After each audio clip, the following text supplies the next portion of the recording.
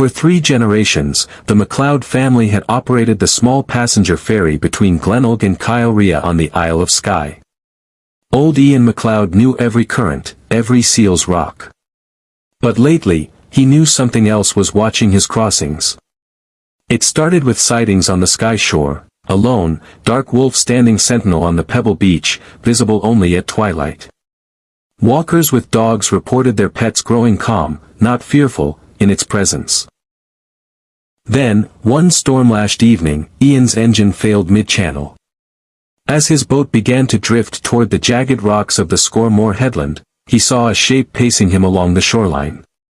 The wolf plunged into the furious water. Not swimming aimlessly, but with a powerful, deliberate stroke, heading directly for his port side. Ian, thinking he was being attacked, braced himself. Instead, the wolf nudged its great head against the hull, pushing with the tide, steering the stricken vessel into a hidden, calm inlet he'd never seen before, a natural cove that saved him. The next morning, safe ashore, Ian investigated the cove. There, half buried in shingle, he found the wreck of a much older boat, its timbers black with age. Local archives told the story. A MacLeod ancestor, a wool merchant, had swum ashore here after a wreck in 1745, aided by his 2 huge Irish hounds, which had vanished into the hills.